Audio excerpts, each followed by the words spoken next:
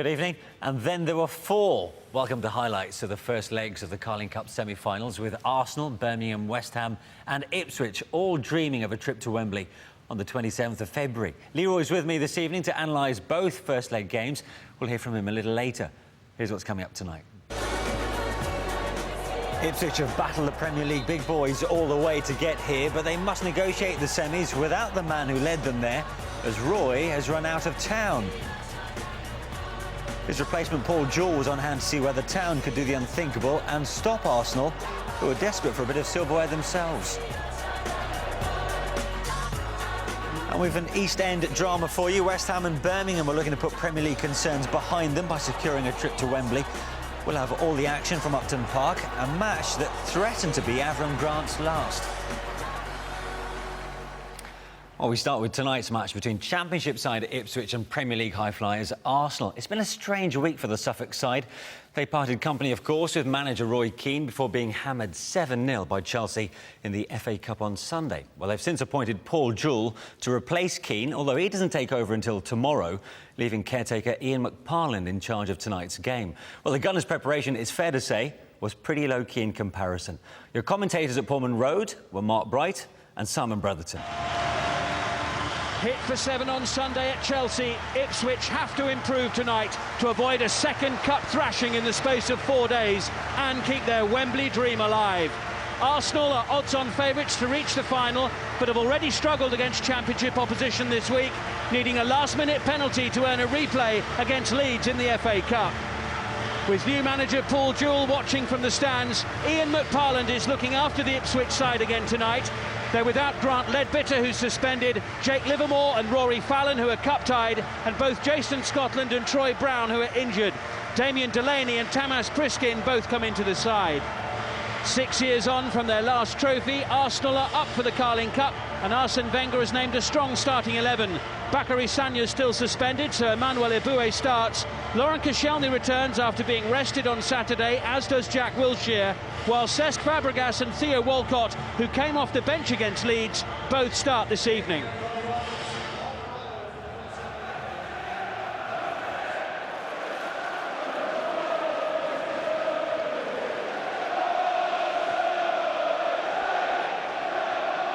Ipswich side hit by various injuries and suspensions, and a worrisome moment there for Gareth McCauley. Bentner in, it's Theo Walcott, and away by Delaney. Danielson. Now Fabregas. Now shove in, oh, and Fabregas at full stretch. Ipswich able to clear, but one or two worrisome moments for them inside the first 2 minutes of the match.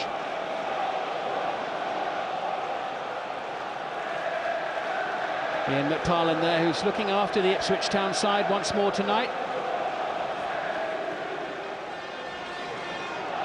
Priskin trying to turn away from Koscielny. Here's Giroud. He's put in some very assured, mature performances in recent matches for Arsenal. Now Theo Walcott.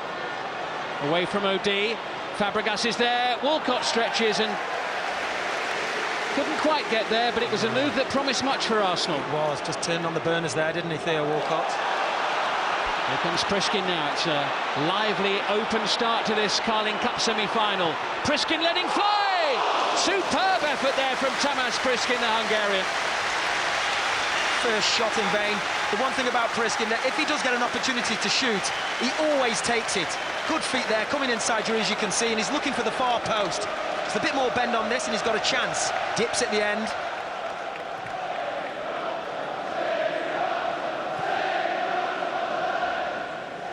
Switch well in the game. Arsenal have had more of the possession, they just haven't really done an awful lot with it.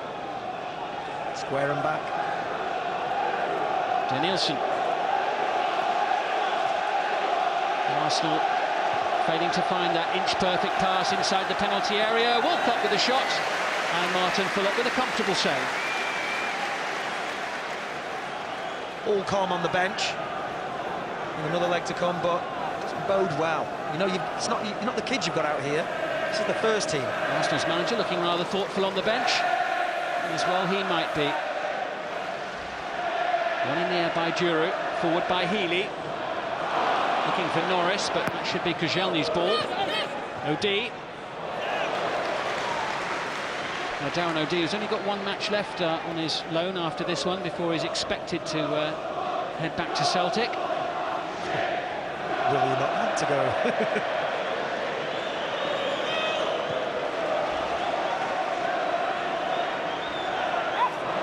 Connor Wickham held up by Aboué.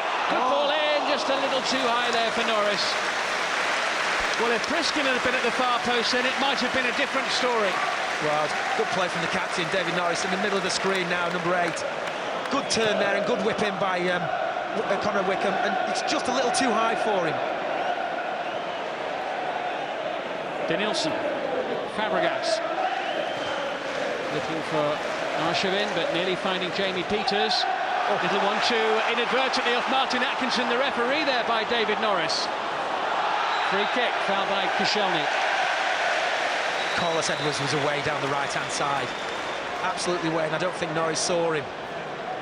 Yeah, he just acknowledged it at the end and raised his arm momentarily. But Ipswich have a chance now to put Arsenal on the back foot. 5 minutes to go to half-time. Szczesny hasn't really had anything to do in this first half, has he? No. Of any great consequence.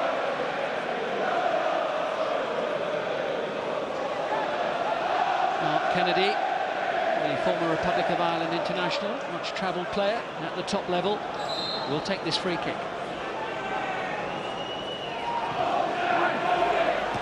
Looking for Delaney, who gets it back in.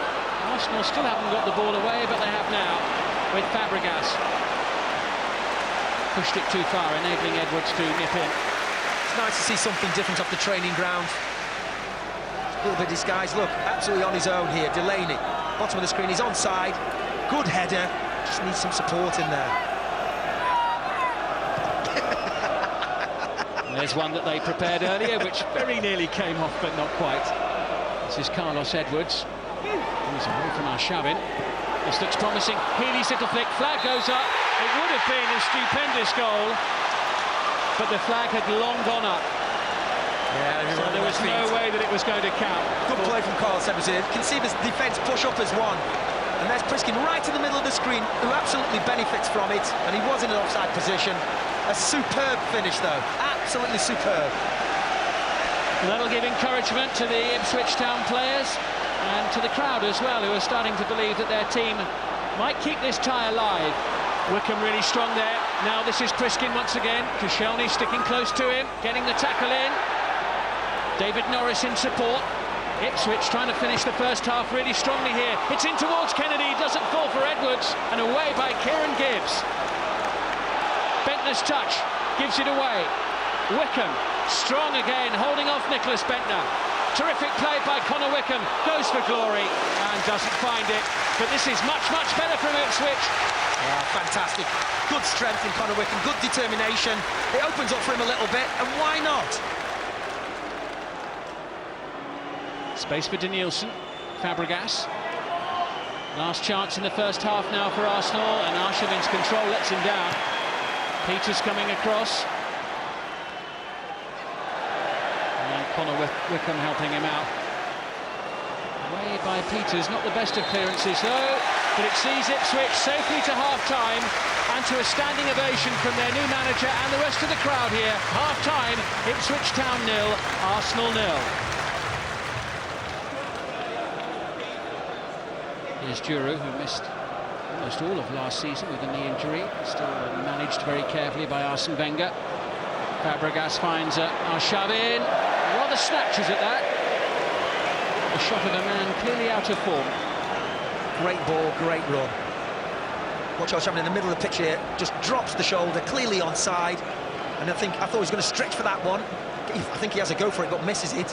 As that ball pops up, just need to compose himself. Of sorts.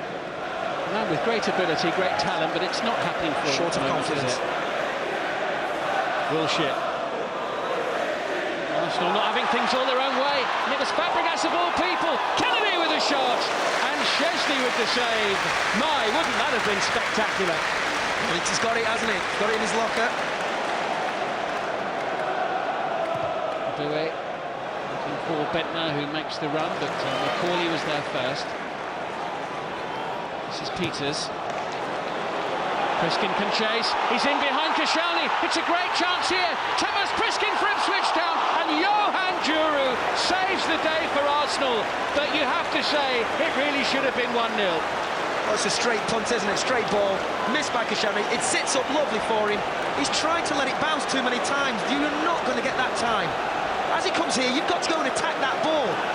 Go and attack it and get your shot in. For a guy who usually takes his shooting opportunities, really poor. Good defending from Djourou, well back. Fabregas's flick was fancy, but the end result wasn't much good from Arsenal's point of view, as Norris looks for Priskin. Koscielny's there, and Wickham's shot. First time, but bobbling well wide. This is decent play here. It wasn't. It's awful. Very disappointing from Arsenal's point of view, as Arshavin makes the run, but the ball doesn't get there. Oh, Priskin chasing hard. Djourou tries to sit to his goalkeeper. Priskin goes in and falls over the top of the Arsenal defender. Awful. Cannot believe what Johan Djourou is trying to do there. Is he trying to let that ball go through to the goalkeeper? Never had enough pace on it. Deal with the ball. Arshavin with the ball forward to Bentner. Bentner hasn't had much to work with so far. Falls kindly for Kieran Gibbs. Walcott's unmarked at the far post. Gibbs goes to goal. First shot in vain, the second half, really. Play from Gibbs. Fabregas makes a diagonal run. Here. Now, what's he trying to do here? Is he trying to let this ball go back to the goalkeeper? It's not got enough pace. He just gets lucky.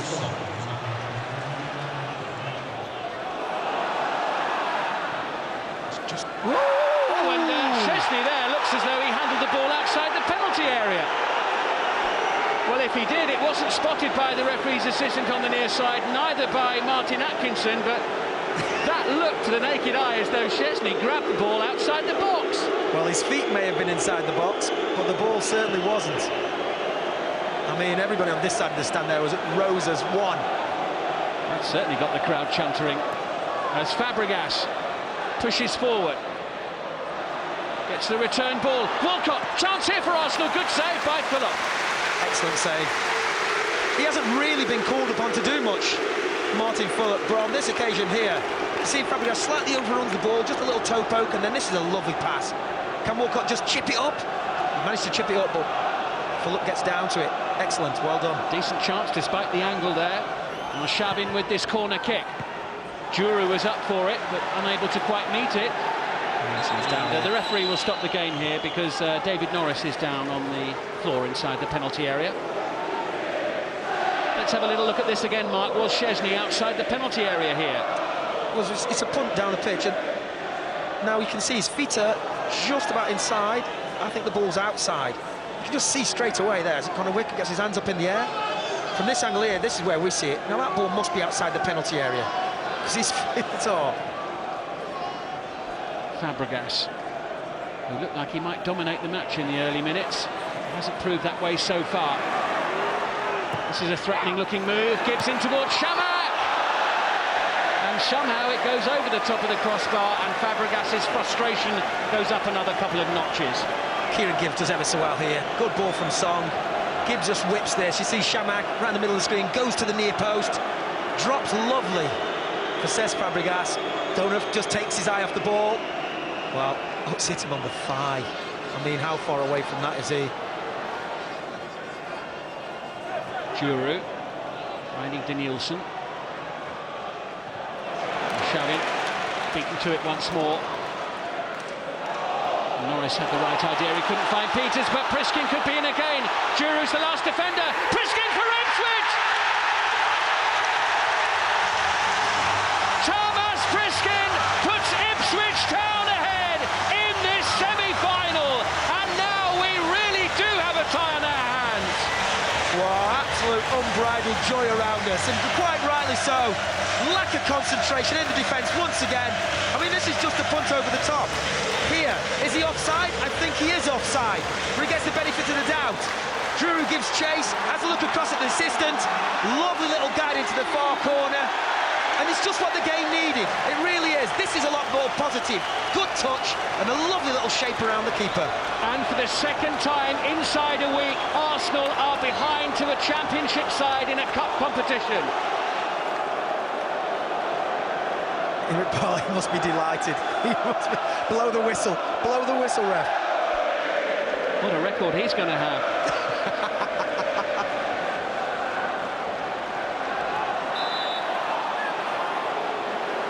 And there's a foul on Theo Walcott. Yeah. Conor Wickham, unnecessary. A lot can happen in the final 7 minutes plus added time. Ipswich Town not terribly happy with the positioning of this kick, but anyway, over it comes from Fabregas, and O'D is there to concede the corner. Good play from the left back. And it does make you wonder, doesn't it? Under Roy Keane, they've been struggling and crowding on their backs, and tonight it's just like a totally different team. Same players. Ipswich will need to concentrate here. Mark Kennedy was there, ahead of Juru. This is Shamak. Nice control, good turn. Oh, and Fulop just able to land on the ball ahead of Carlos Vela. Well, he's only been called upon twice, Martin Fulop, the second half, and he's produced the goods. Lovely touch here, rolls lovely inside, shot on the turn, grabs at the second attempt. Oh, good kick. Really long, and Edwards now is in behind the back of the Arsenal defence.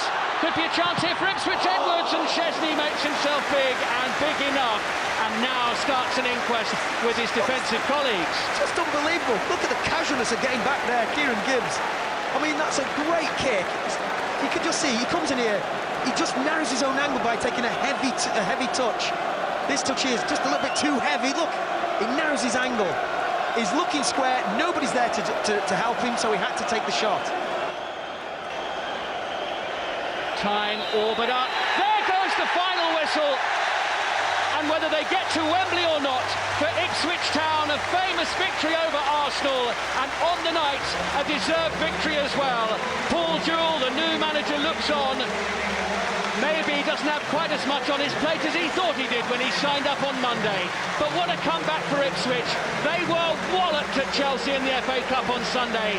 7-0 at Stamford Bridge. What a comeback here against Arsenal.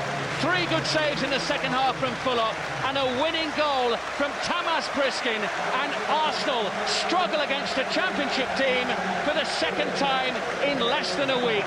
All to play for at the Emirates, and who'd have thought that before the kick-off tonight. The final score at Portman Road, Ipswich Town 1, Arsenal 0.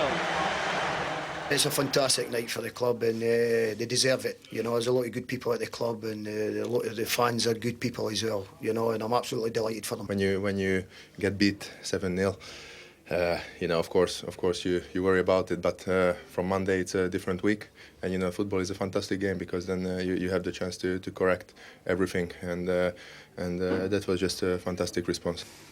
Well, we have shown that you can have 70% of the ball and lose a football game, and on counter-attack, if you're not, it was very important for us to keep 0-0. We were not sharp, but when you feel that on the pitch, it's important not to make a defensive mistake, what we made tonight, and we were punished. What for you now here at Ipswich Town? I mean, Paul Jewell's watching up in the stands tonight. I'll probably be moving on, and you know, so like moving on to pastures new or whatever. So, what a way to go out, though. It's a great way to go out, but I'm more pleased for the players bouncing back from, because I was a bit disappointed by a lot of media today, radio people, and you know, and I thought they were a bit disrespectful to the players in Ipswich Town, and you know, saying it's going to be a cricket score, this or that, and you know, sometimes they should maybe shut their mouth. But the boys were fantastic tonight. Well done, Charlie McParland. A great night for Ipswich Town, especially after the first couple of minutes, Leroy, when you almost feared for them, so dominant were Arsenal. Yeah, well, I thought Arsenal were going to blow them away. I thought they were going to carry on from where Chelsea left off. But, you know, Delaney and McCauley at the centre of that defence got their foot in, got their head in, and then they started to build a performance. They defended for long periods, and then they thought, hey, we've got a chance, and they started to create a few things. Well, let's look at that one moment that really counted for Ipswich. It was a case of second-time lucky for Tamas Priskin, wasn't it? Yeah, I mean, this ball in behind caused Arsenal all sorts of problems, and really, he should take it there. He tries to wait for it. to take it on the second bounce, and he just stumbles, but he should take it after the first bounce, and he does that. Mark Bright was right in commentary, says you've seen him do that on many occasions, just hit it, but he just wanted to make sure of it, and Drew managed to get back and makes a last-ditch clearance. But this was his second opportunity, and this time, first touch is great, and he just slides it past the keeper. He had a long time to think about the previous miss as well, didn't he? He certainly was second time lucky, but he gets it absolutely right. First touch is perfect. Chesney is slightly on the retreat, so he doesn't close down the angle, which allows him just to steer it into that far post. That's a top class finish under severe pressure from Drew. Interestingly, in the build-up, Arsene Wenger said the Leeds performance at the weekend would rid the element of complacency amongst his players. But Arsenal, they just weren't at it today. I mean, he said that they had 70% possession. I have to agree with him, but it was square, it was sideways, and it was unlike Arsenal. Like you hear, Gibbs lets the ball go under his foot, and Fabregas gets caught on the ball, and it almost leads to a terrific effort from an Ipswich player. That was how Arsenal played the game. They never got into great positions, and when they lost it, they were put under pressure by just one ball. This is Drew wanting to let the ball go back to this keeper when there's nowhere near enough pace on the ball. And the one chance that Fabregas did get, he didn't anticipate it, and it comes off his thigh and flies over the crossbar.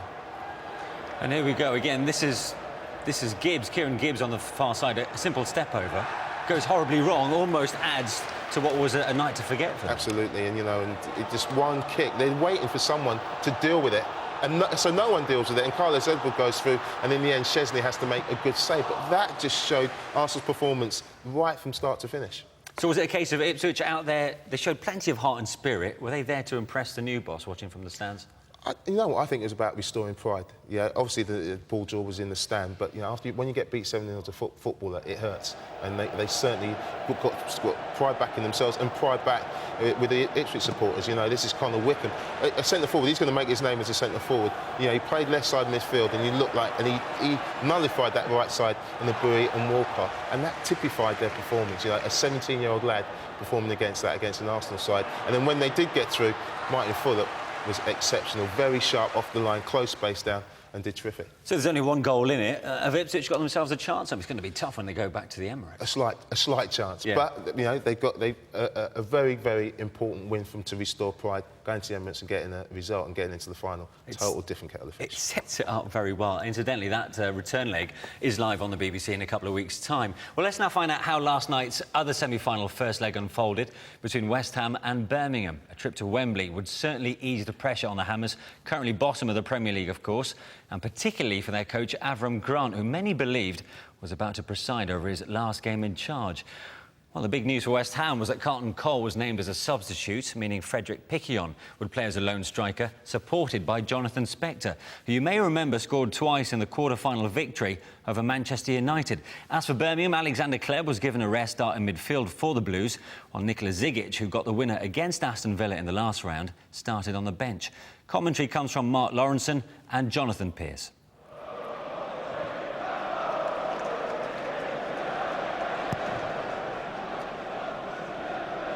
Piquionne will come and attack that in the air. He's won by Ferguson. Here's Faubert. Not everyone's cup of tea at West Ham. Started off here as a winger, pushed back to right back. That's a touch from Piquionne.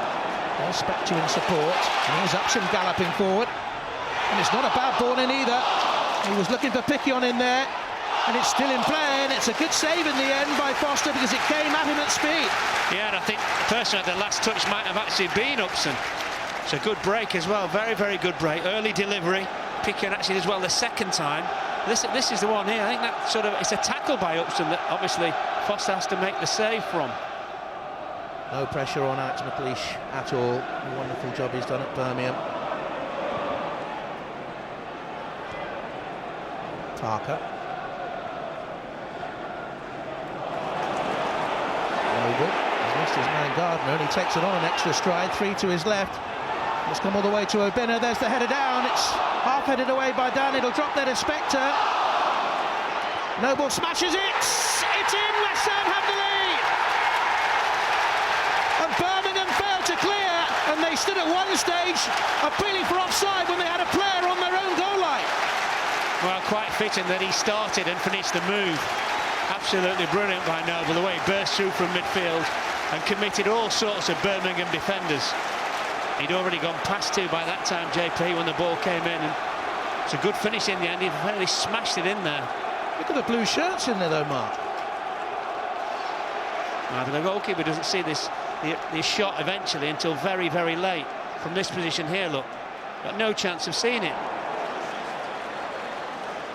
West Ham 1, Birmingham City 0.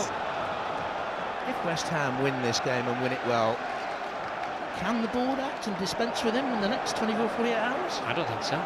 Mind you, what am I talking about? I mean, some of the sackings already this season. Here's Parker.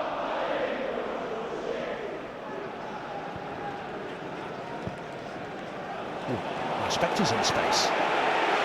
Sears making run off him, and the shot pushed away by Foster. It'd be interesting to see if there was a slight deflection on the way through off Johnson, who moved to block it. Yeah, what you don't see from that is that there's a real clever little ball flicked through two midfield players by West Ham to put Spector through. Corner coming in, looking for Tompkins, who got it well, and that's good goalkeeping again. It's West Ham against Ben Foster. Yeah, it's a comfortable save in the end, but a decent header. He's getting more agitated. He is, and he's right to be. Here's Gardner, that deflected off Parker. Birmingham thought it came off a hand. It's not away. Jerome is in there. And finally, it was scrambled away. Reed got it out, and West Ham can counter again. Here's Sears, who does have pace. Obinna's to his left. Here's Spector. It was blocked by Ferguson, who read it but couldn't get it away. Obinna. Back to his right foot. Good effort, good save. Very good effort. Very good. There you go. Decent strike as well. Top-notch goalkeeping. So what exactly will he say to them at half-time then, Mark? Quite honestly, I think he'll steam into every single one of them. Change the way they play. First thing he has to do is stop the West Ham midfield players. Fobet. Pickion in the middle, and Sears. Freddie Sears. Just away by Murphy. Perhaps took an extra touch too many. Yeah, I don't know whether it just bounced up a little bit. I thought it was just going to hit it first time. Now Carr, that's a good ball to him. Cracking start of the second half, really stretched. Carr. Across deflected, away, off Tompkins. It's a corner kick to Birmingham after a good chance for Freddie Sears. Well, the game's starting to open out, isn't it? That's a free header, it was Jerome, it's off the line, Freddie Sears. Playing for handball. Playing for handball as well. That's why I have people on the posts. Birmingham denied. Jerome with the header. Do they think it was Fobert who handled, or Sears on the line initially? Good spell this for Birmingham. Larson, and they've equalised. It's Ridgewell coming in. It's deserved too. At the start of the second half, it's all been Birmingham. West Ham 1, Birmingham City 1. Well, I wouldn't mind, but West Ham had just had a big scare, and just before it with the Sears clearance off the line and a free header from Cameron Jerome. This time Ridgewell just gets himself free. He was extremely well to finish, but it's just a free header in front of his man. Mark of a good manager, one that can change the outcome of a game. In terms of pace, blistering start the second half, really stretched. Yeah. He started to get Kleb in the game a little bit more, got himself free as well. Birmingham player injured, isn't he? Larson, is it? Now, so Obinna, I think, has been sent off here. Victor Obinna has been sent off, and West Ham's night is falling apart. Oh, yeah. For that. How daft. I don't think the referee had any doubt, did he? Or had any other option, I should say. No. Just conceded a goal, 1-1. First leg semi-final of the Carling Cup. What on earth was he doing there? Crazy.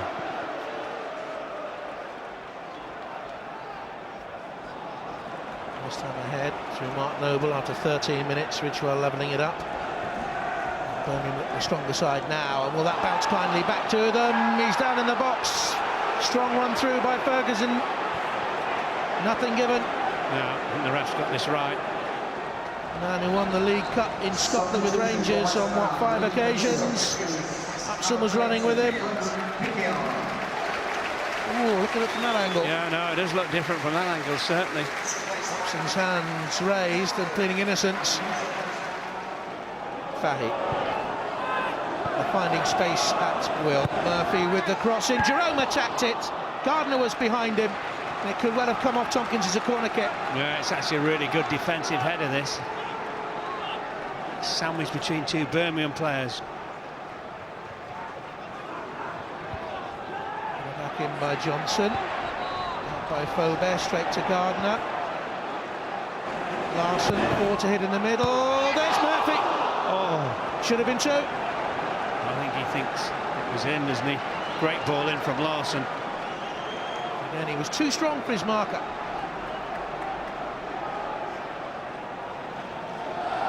Pleb. Looking for Gardner. Reed came to meet it. Faubert. Parker. The next goal in this tie will be immense. Spectre, no one in the middle yet, but he's found Cole, and it's in! A nightmare for Birmingham City goalkeeper Ben Foster, and the substitution somehow did the trick. Such a fantastic move from West Ham's point of view.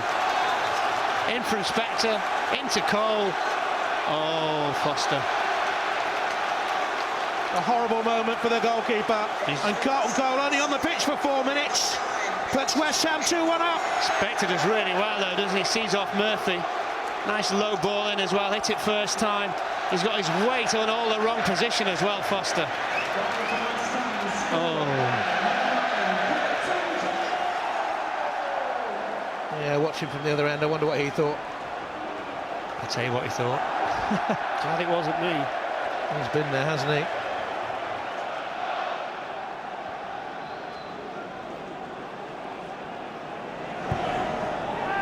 Birmingham look for Zigic. Again, a Birmingham player got in front of a West Ham defender to get his head on the ball. It's happened probably 4 or 5 occasions in this half.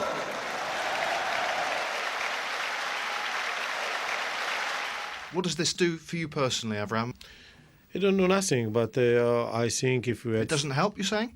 It doesn't help because, you know, if it was stability like other clubs in a position, you know, we are 1 point from Wigan, from Wolves, from Fulham, from many other teams, and you see that everything is quiet, everything is settled like it need to be. So of course it's helped them. We need to fight with other things also off the pitch. But I will take it as a challenge. Everything. I don't want you know, to think about any other things except to fight and take the challenge. We shouldn't be leaving here with defeat tonight. We should have had a Stonewall penalty as well. Without a doubt, in my mind, I've seen it again 5 or 6 times. Nothing will convince me that it wasn't a penalty. It was clumsy, challenged by Upson, and you know, Barry Ferguson was pushed in the back and bundled. Yeah, Alec McLeish feeling pretty aggrieved there. Well, this is the incident that Alec was talking about. Have you got sympathy with him here, Leroy? Well, I totally agree with him. You know, you see Ferguson just lucky, gets a lucky deflection, and you know, Matthew Upson comes across him and just takes him out. You know, he's nowhere near the ball. It's a definite penalty, and 9 times out of 10 it should be given. Unfortunately, Phil Dowd isn't in a great position to see it. Maybe it came about by the fact that Matthew Upson isn't obviously a left-back. But it turned out to be a pretty eventful night for Ben Foster, didn't it? I mean, it ended, however, on what was a particularly sour note. Yeah, I felt for him a little bit because he had a really good game. He kept Birmingham, certainly in the first half, he kept them in the game with some great saves. This one from Abina, that's a great, strong left arm. And this one, an easier save, but it still needs to be made. And he made sure that they went in at half-time just 1-0 down. And, you know, you just felt for him here because he just tries to move, adjust his position too quickly, and he just can't get back. And for keepers, there's no hiding place. When you make a mistake like that, he just looks horrendous, and it always ends up in the back of the net. And, you know, you just feel for him because he had a decent game apart from that. The other major talking point was Victor Abina sending off, despite that red card. Avram Grant still in charge. He limps on in charge at Upton Park. But is it fair, though, that he has to fend off questions regarding his future after virtually every game. It's ridiculous. You either sack him or back him. They've had a board meeting at West Ham today, but nothing, no news, apart from the fact that we assume he's still in charge. Well, apparently they split. If they're going to keep him, they need to agree to disagree and back the manager or let him go. Because at the moment, it seems like he's on a game-to-game basis. Whatever the result is, determines his future. It's finally poised, this one. How do you see it ending up when it's... It could go either way. finished at St The way Andrews? Birmingham played in the first half, they played like that in the second half, no chance. In the second leg, they've got absolutely no chance. But second half, they played really well. So, it could go either way. OK, now, before we sign off, there was one game in the Premier League tonight. It was at Bloomfield Road where Blackpool were, of course, looking to do the double over Liverpool, with Kenny Dalglish taking charge in his first game back at the helm of the Reds. Well, this was the score. Blackpool did it again. A terrific comeback win over Kenny Dalglish's men. Unfortunately, we're not allowed to show the goals, but these are the thoughts from both managers, starting with Blackpool's Ian Holloway. Did the hype surrounding Kenny's return perhaps help you a little bit? No, I don't think so. I think I've seen Liverpool a few times, and he'll be taking all sorts of positives from that performance. I thought they moved the ball well, they looked up for it, they looked sharp, and I'm sure he's going to have a big influence. After 2 games back in the dugout, do you feel you know more about the players you've inherited? Yeah, we've had 3 days training. You'll get to know more about the players every time you go in and every time you work with them in training or when you see them playing games. And the quicker we learn, the better it'll be for everybody. But it doesn't matter how good a player you are, Damien. If you've not got the confidence and belief in yourself, it's going to take a wee while to get there. Well, that terrific win for Blackpool means they're now up to 9th, 4 more wins away from that 40-point mark, which I know that Ian Holloway has targeted for safety. The losing start for Kenny Dalglish means Liverpool are 4 points off the relegation zone, 5 off the bottom. And Leroy, the Blackpool fairy tale just continues.